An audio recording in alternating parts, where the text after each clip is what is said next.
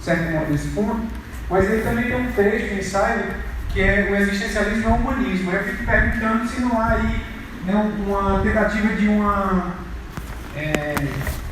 obliteração, eu acho essa palavra tão bonita, uma obliteração daquilo que ele critica, mas ao mesmo tempo não consegue sair desse lugar, né, de uma filosofia que é colonizadora, que ainda está nesse mesmo esquema.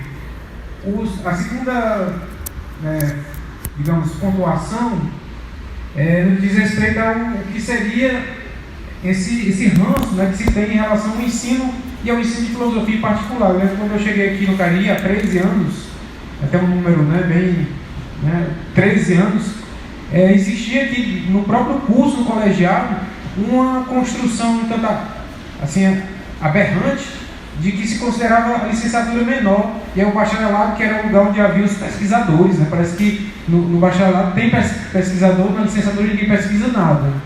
E isso é confrontado constantemente. Hoje a gente tem uma licenciatura muito mais pujante, que também não admite mais esse tipo de lógica. Mas isso era, inclusive, implantado na cabeça dos alunos. Olha, vão para o bacharelado porque vocês vão pesquisar, vão fazer mestrado, doutorado. Essa coisa de licenciatura para ser professor é uma coisa menor. E aí eu lembro, que essa lógica é uma lógica de muito tempo, porque o Farias Brito, em 1895, no prefácio à Finalidade do Mundo, ele já criticava, porque quando houve a proclamação da República, os positivistas estavam ali, nos bastidores, mas também na frente da lógica da coisa toda. E a primeira decisão dos positivistas, que vem de uma escola filosófica, francesa, foi de tirar a filosofia do currículo, E a primeira coisa que o Farias Brito fez foi denunciar esse tipo de prática. Mas a gente vê que na BNCC, nas vários momentos aí com a ditadura e tal, há esse problema de sempre se colocar a filosofia para escanteio, marginalizado. Mas eu fico me perguntando se isso também não pode ser aproveitado, para pensar a filosofia nas suas frestas, a filosofia como uma resistência que está para além de um mero espaço curricular, que está ali, mas muito bem domesticado. Você tem ali 1 hora de aula de filosofia, que mal dá tempo de você fazer a chamada numa sala de 60 alunos, como eu já tive. Então, como é que fica uma filosofia que está ali presente, mas ao mesmo tempo existe para não ter efeito algum? E pensar, por exemplo, PIB de residência com projetos que trabalham a filosofia nesse contratempo, fogem dessa lógica burocrática da sala de aula e fazem uma transformação filosófica, digamos, nesse meio termo, nesse tempo de intervalo, nesse contratempo, que talvez seja muito mais produtivo do que uma filosofia domesticada como a gente tem.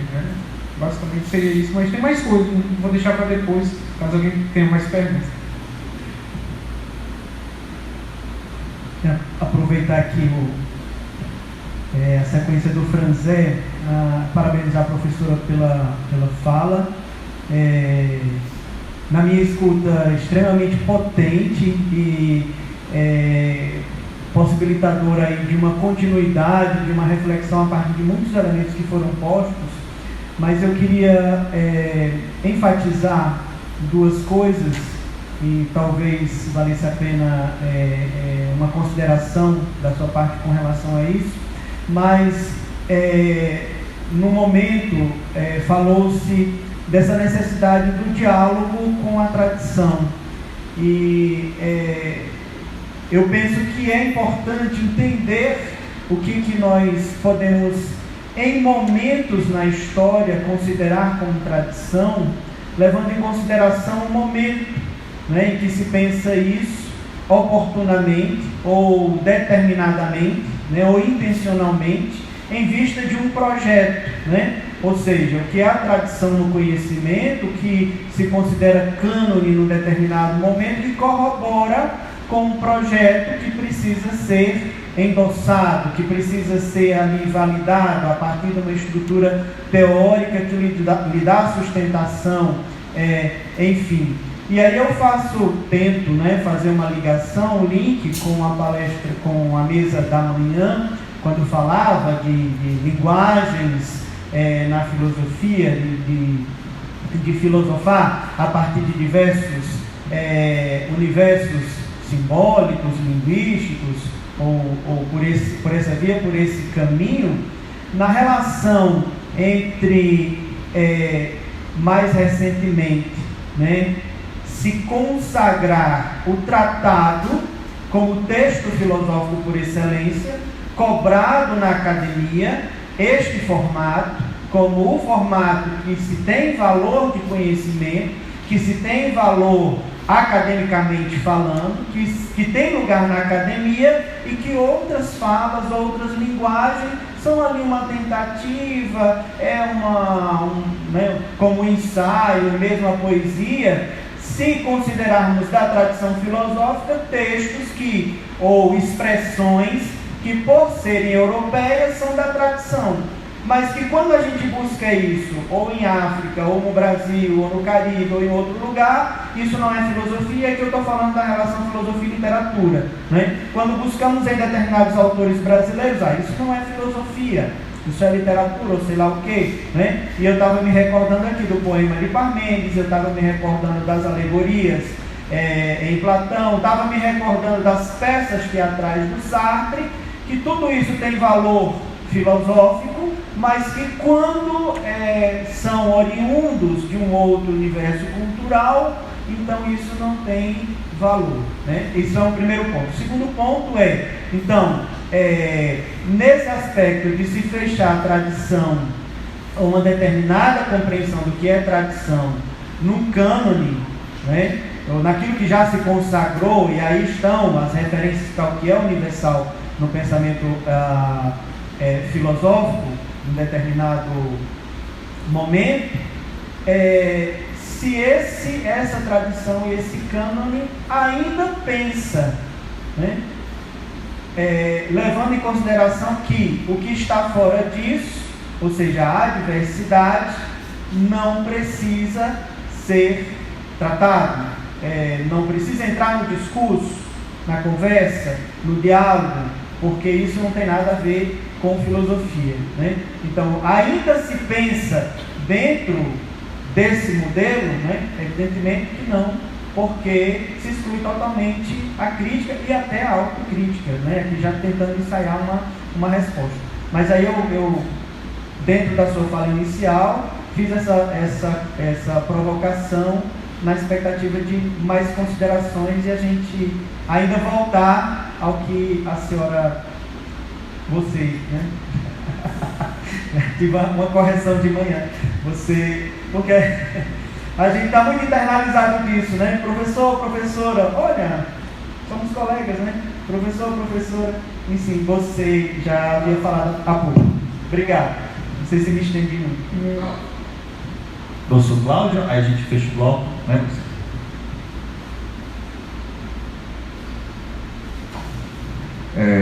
Boa noite.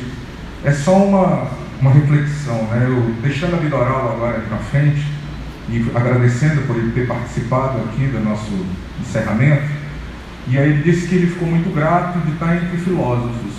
E aí eu falei para ele, eu digo, você não imagina que talvez você seja o maior de todos que estavam ali presentes, porque de certa maneira você faz a mesma coisa que a gente faz de outra maneira, que é através da sua música, né? Então isso me veio uma reflexão, que é a quem interessa a legitimidade, né, desses saberes, que a gente sabe que existe há muito tempo entre esses povos, e que transitam, né, normalmente entre eles, e que agora a academia, né, voltando seus olhos para esses saberes, tenta legitimá-lo, entendeu? Então a minha pergunta é quem interessa mais, entendeu? Essa questão desse reconhecimento para eles mesmos já estão, né, bem firmados, já estão bem enraizados dentro, né, dos seus processos culturais, né, e que eles convivem super bem, né, com esses saberes, e que agora, né, essa visão, essa volta da academia olhando para esses saberes, né, tentando legitimá-lo também, né, trazendo para dentro também da discussão filosófica. E aí eu fico me perguntando, de certa forma, né, se não é também fazendo parte de toda essa, né, desse absurdo que se tem, né, com relação a apropriações, né, de saberes, né, para que isso daí depois não se transforme também em outro produto dentro dessa indústria que foi comentado. Só uma reflexão. Professora Cristiane.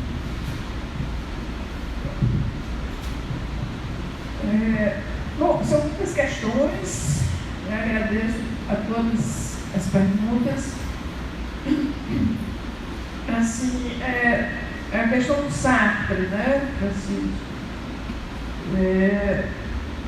Olha, o existencialismo e o humanismo, ele foi escrito com o objetivo de responder a uma certa crítica que estava sendo feita ao Sartre e ao existencialismo, né? E ali ele faz uma defesa do existencialismo, a meu ver, é um texto datado e que tem um objetivo muito específico, né? E ali, pelo que eu entendo daquele texto, ele não é uma defesa desse tipo de humanismo falseado que defende uma universalidade que é interessada e interesseira, né? Primeira coisa. A segunda coisa, quando ele escreve o prefácio do Condenados da Terra, eu creio que ele estava mais maduro com relação às próprias questões do terceiro mundo, né? Naquela época chamava-se terceiro mundo, né? E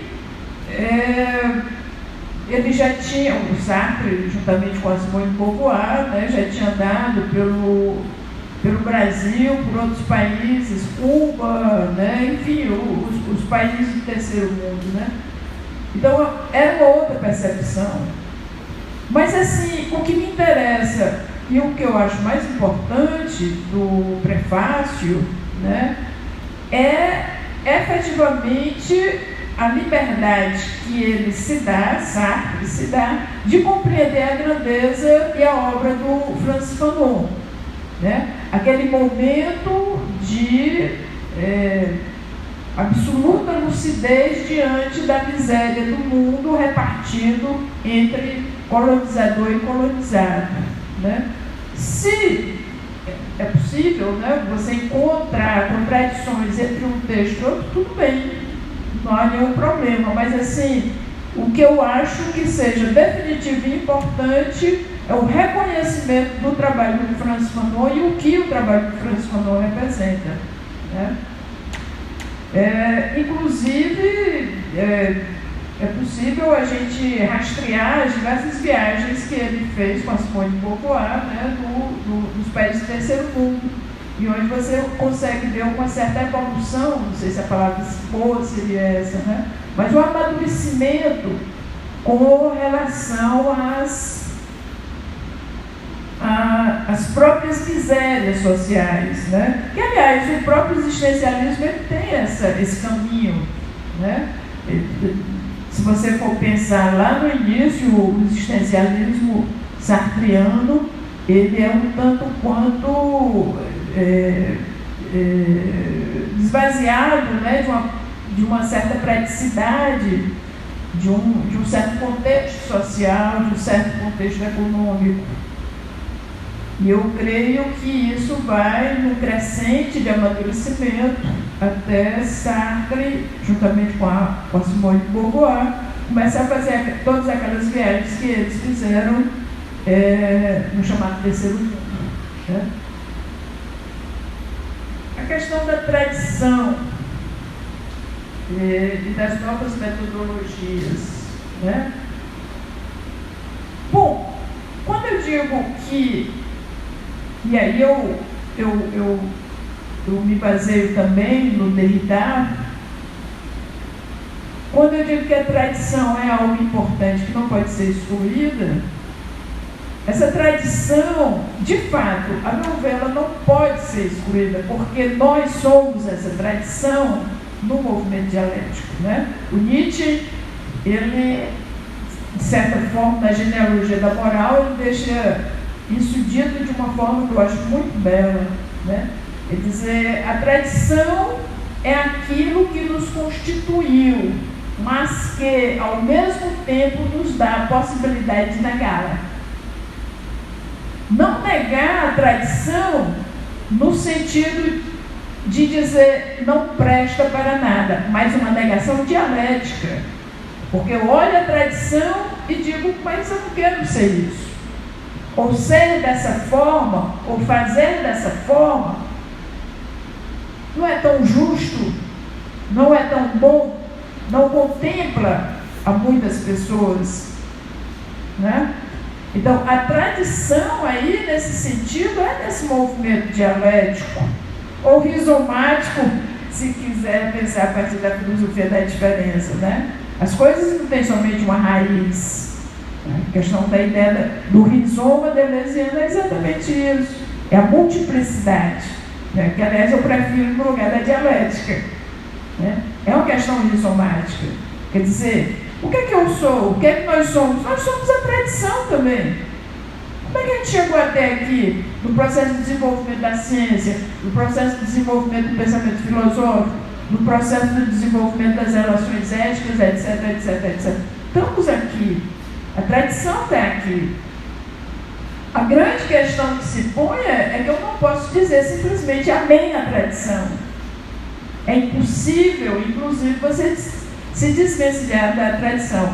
E também há um aspecto aí, que é a questão da memória. Né? Eu acho belíssimo aquele texto lá do Benjamin, o narrador, onde ele deixa isso muito claro, muito bem dito, muito bonito, de uma forma muito bonita.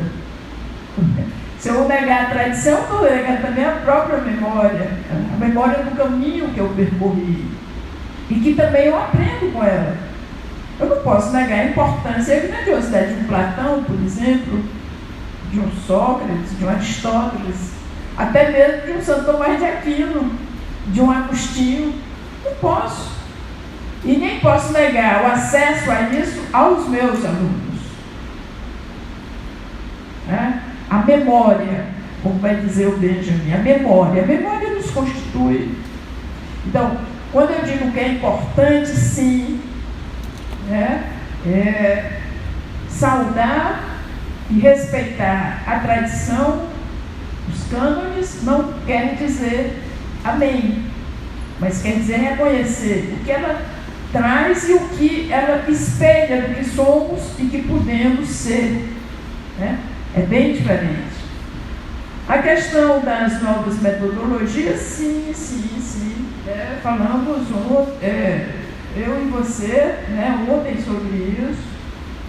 Essas novas metodologias, eu penso muito, pelo menos aqui no Brasil, o ensino da filosofia aqui no Brasil, eu penso muito com relação à questão da única metodologia pretensamente válida, que é a exegese de texto.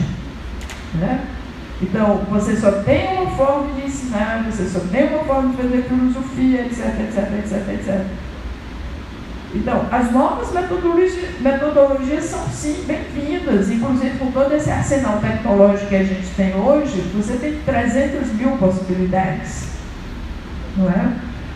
E, de fato, por mais que a gente tente se desvencilhar de uma única forma de ensinar filosofia, é difícil, porque a cabeça filosoficamente colonizada da gente, como eu falei o tempo todo, né, ela é muito forte, essa colonização. E nós somos amarrados o tempo todo, é a ABNT. Você quer escrever, por exemplo, um ensaio, né, que o Montaigne lindamente criou o estilo, né, mas que deploravelmente também é negado dentro da academia a validade acadêmica de um ensaio. Né? Quer dizer, então você tem que escrever como? Um artigo, 12 páginas, letra, na Time Newsroom, corpo 12, justificado, porra, isso é uma prisão, é uma desgraça. Oi? Colonizado também, é uma colonização. né? Quer escrever ensaio? Não pode. Quer colocar uma poesia lá no meio da história? Não pode. Tem toda razão. Agora, a gente também avançou nessa percepção. Alguns avançaram. Por exemplo, o Margutti. Né? O Margutti, ele fala de 3 tipos de filósofos. E um desses tipos de filósofos que ele vê aqui no Brasil é o que ele chama de literofilósofos. Quer dizer, são os filósofos que são escritores literários, mas que também são filósofos. Ele cita o caso da Clarice Lispector e do Machado de Assis. Né? E eu acho isso muito importante porque tira precisamente essa percepção colonizada da filosofia. Por que filosofia só pode estar num artigo de 12 páginas, Times New Roman, Corpo 12, referência... Não, a filosofia está em qualquer lugar, em qualquer parte. Né? Agora, o que eu acho importante é a gente ter a ciência desse aprisionamento. Né? Quantas vezes muitos aqui de nós não pensamos em escrever uma coisa e nos empolgamos e começamos a escrever um rascunho e papapá, aí bate aquela dor de consciência, mas será que você vai ser aceito pelo professor, pela professora? Porque logo quando eu vou me inscrever numa disputa de vaga em um programa de pós-graduação, você sofre, porque você quer falar de uma coisa, mas você não vai poder falar daquela outra forma que você quer falar, né? Que é exatamente, rigorosamente seguir aquela cartilha. É colonização. É colonização. E o pior é que essa colonização, ela vem de fora para o Brasil, dessas formas que a gente está falando, e nós do Nordeste e do Norte somos colonizados pelas coisas do pessoal do Sul e do Sudeste. É uma desgraça. Quem já estudou no Sul e no Sudeste sabe o que é que eu estou falando. Tem outro ritmo, tem uma pegada diferente, papapá. Que de alguma forma você tem que ou fazer um bocado de exercício para contornar, ou então você é absolutamente rechaçado da comunidade. Quem já estudou lá sabe disso. Né? A quem interessa a apropriação de saberes marginalizados. Olha, primeira coisa, eu fico com Foucault. Foucault vai dizer que o poder não é o poder. Né? O poder, ele consiste em relações de poder. Então, nesse sentido, aí você tem uma agonística. Você briga, você ganha, você perde, a gente avança, a gente recua, né? Tirando exatamente aquela ideia de uma história linear, progressiva, naquele sentido hegeliano. Né? Então, nesse sentido aí, você tem a possibilidade de uma captura de algo que é marginalizado e que depois fica absolutamente capturado. Percebe? Quer dizer, você vai, avança e captura, né, aquilo que era marginal e se torna poder. E com o tempo, o movimento se repete de forma contrária. Quantas coisas, por exemplo, dentro dos chamados movimentos sociais progressistas, já foi capturado pelo neoliberalismo. O movimento gay, o movimento negro, o movimento ecológico, né? Quer dizer, a nossa relação com o mundo, ela não é linear. Se eu ganho, ganhei para sempre. Perco, perdi para sempre. Não, eu vou, avanço, recuo, vou, ganho, perco, né? Então, a mesma coisa se dá com essas questões. Hoje a gente está, por exemplo, aqui, pelo menos eu, né, defendendo uma posição crítica com relação à filosofia canônica, colonizada, europeia, etc, em função também, isso também é importante, né, de lançarmos mão das outras filosofias marginalizadas, né, porque dentro da minha hipótese elas conseguem realizar uma inclusão das diversidades muito maior do que as filosofias canônicas. Mas nada me garante que amanhã a filosofia indígena ela vai estar absolutamente cooptada por algum tipo de poder econômico, político e etc. É um movimento, né? Novamente Foucault. Não existe o poder, existem relações de poder, né? Exatamente porque são relações de poder, você tem a possibilidade de resistências. Porque quando não há possibilidade de resistência, é exatamente dominação. Ou seja, por um lado, eu posso até afirmar que a existência do poder como porque você pode resistir.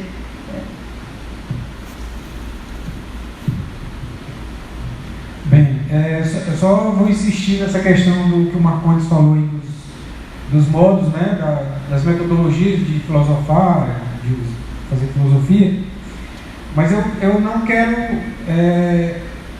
parecer que eu não considero o aspecto colonizador disso, mas eu quero enfatizar um outro aspecto que eu acho que é muito mais forte do que esse aspecto da colonização, que é entender que o que a gente está vivenciando no trabalho filosófico é a própria alienação do trabalho filosófico, ou seja, é a transformação do trabalho filosófico naquela esteira de produção e de reprodução que o capitalismo, né, faz com todas as mercadorias, e a produção filosófica é uma mercadoria. Então não é à toa que ela se transforme dentro desse esquema, né, dessa formatação de um paper, de um artigo e tudo mais, porque isso é a própria lógica de produção do capital. E não apenas, é claro que a colonização é um processo que deriva do capitalismo, né? A gente sabe que os grandes movimentos coloniais, né, têm a ver com essa, né, implantação que o capitalismo vai fazer nas colônias, né? Mas o que eu quero entender é justamente isso, entendendo o trabalho filosófico como trabalho, e aí ele pode ser alienado, virar uma mera reprodução, e essa reprodução tem que ser, digamos, homogênea, universalizada, entre aspas, né, abstrata, daí o trabalho abstrato, a tal ponto de que só se faz filosofia nesses modos. É claro, se a gente olha para a tradição filosófica, inclusive até hoje, você vai encontrar gente fazendo filosofia com poemas, com cartas, como fazia o Epicuro, né, com cartas, ou com autobiografias, como fez Santo Agostinho, ou como fragmentos, como fez o Nietzsche, com poesia também, né, com aforismos e tal. Tudo isso permanece, mas estão fora desse esquema produtivo que a filosofia, né, dentro da academia, construiu como?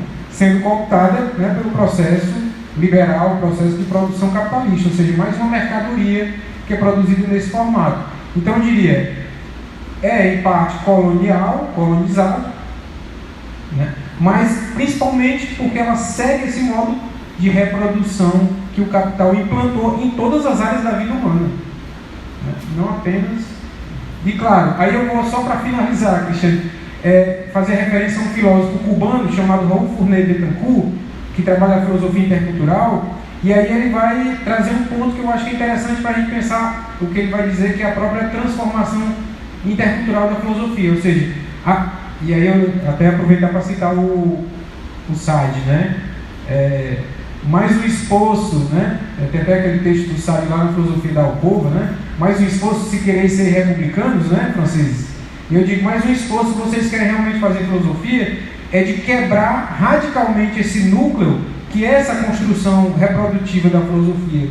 E aí ele vai dizer, para que a filosofia volte ou se torne realmente aberta, livre, intercultural, ela deve trazer para si e quebrar esse monopólio dessa autorreferência, desse modo do paper, do artigo, e aí sim fazer filosofia dos vários modos possíveis, né, que as várias tradições culturais, e aí eu digo, toda tradição cultural ela se apropria de outra, né, seja por um aspecto de dominação, seja um aspecto de assimilação ou outras formas.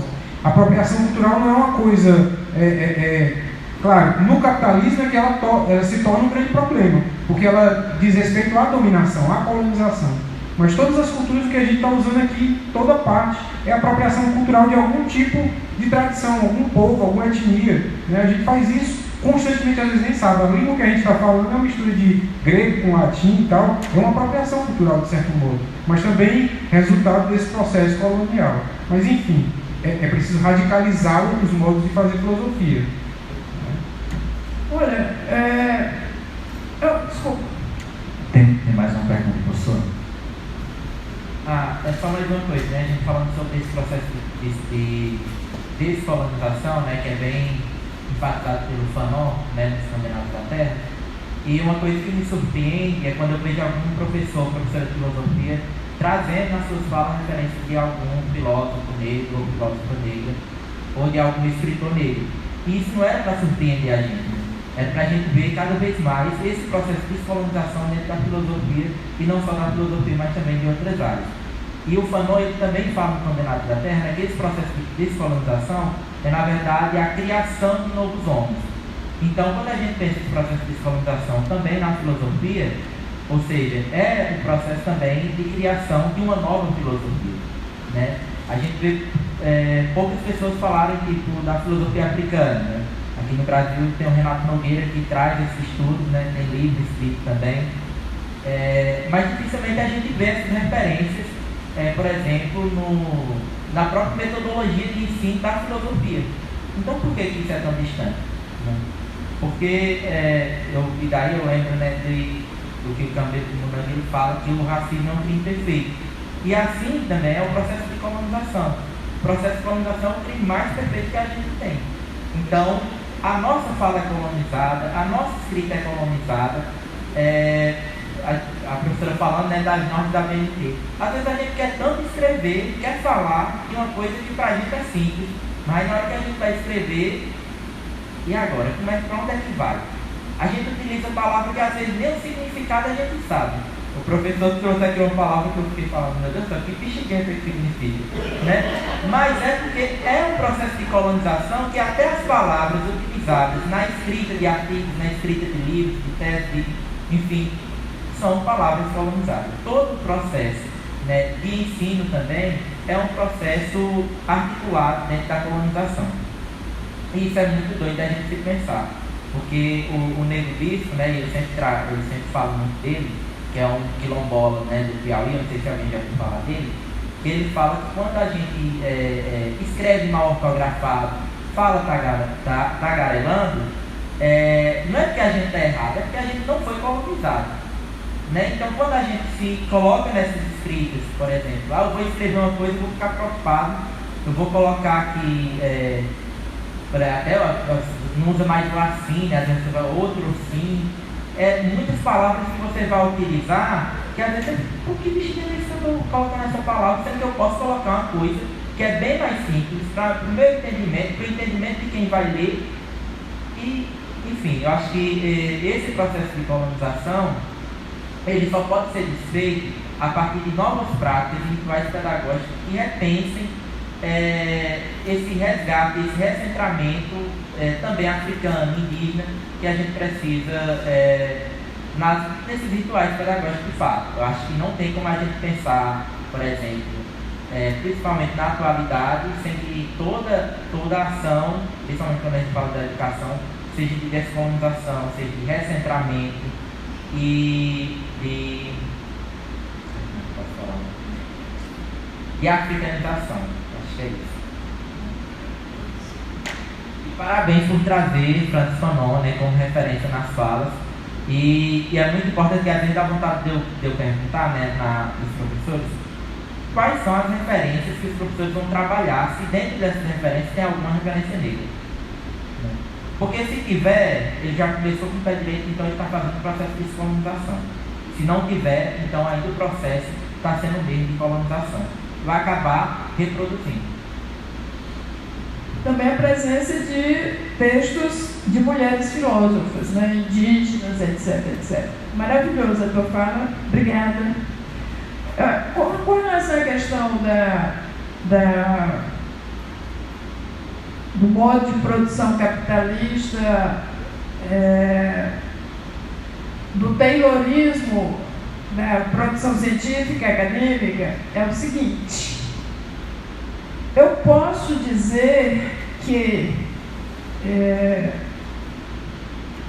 tudo no modo de produção capitalista é mercadoria, em função da produção, onde você tem a produção de mais-valia e a apropriação dessa mais-valia num processo ampliado de acumulação. Essa é a lógica do capital, certíssimo. No entanto, eu falar que é só isso, eu não concordo. Eu acho que a realidade é mais complexa, não é? A realidade é mais complexa. Quando eu falo em colonização, está pressuposto, sim, o tipo de produção capitalista, de produção de mais-valia, de produção taylorista na forma da produção dessa mercadoria, etc, etc, etc. Mas, nesse ponto, eu fico com a Butler, né, quando ela fala muito claramente que a questão do exercício do poder, inclusive dentro do sistema capitalista, tem presente fortemente outros elementos, inclusive psíquicos, não é? Então, eu particularmente, para mim já não me satisfaz eu pensar a produção da realidade somente a partir da ótica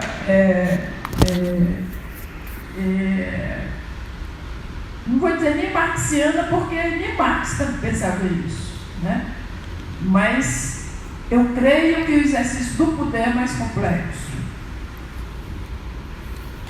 Se você tem uma produção taylorista na confecção de um artigo, seguindo aquelas regras, por outro lado, você não tem só isso, né? Ali estão envolvidas muitas coisas.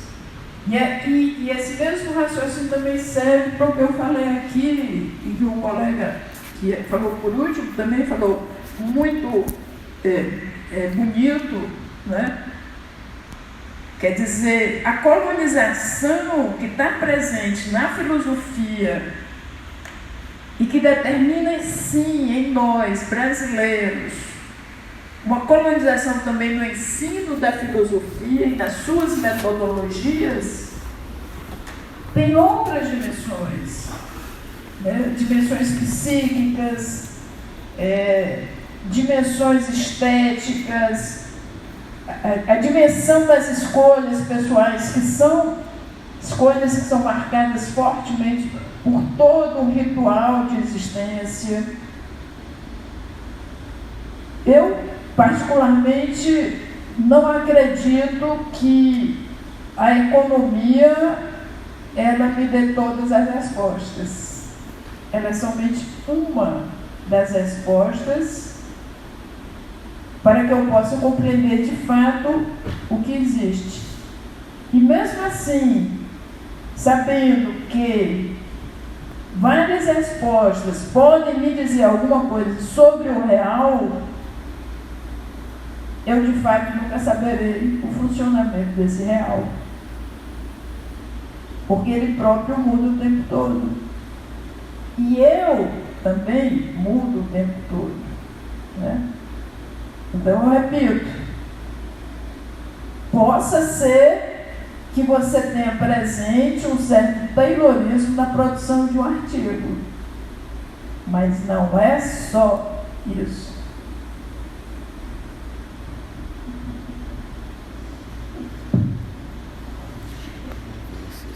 Obrigado, professora Cristiane.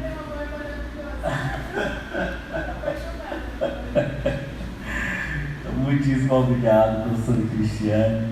Nós estamos encerrando o 4º encontro dos professores de filosofia do Cariri, Humanidades, Diversidade e Inclusão. Não poderíamos encerrar de forma melhor. Quantas provocações que certamente terão desdobramentos no processo de trabalho, de construção das reflexões filosóficas aqui no nosso Cariri. Queremos fazer alguns registros de agradecimento.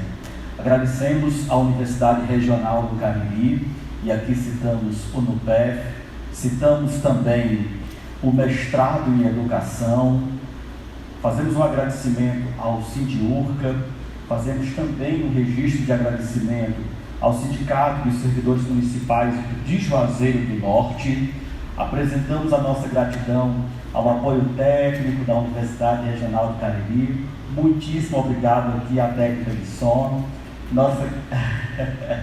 nossa gratidão à Universidade Federal do Cariri, especialmente citamos o curso de filosofia, o laboratório de ensino de filosofia. Aqui faço um rápido registro, professor Franzé, do brilhantismo dos acadêmicos na comunicação no horário da tarde.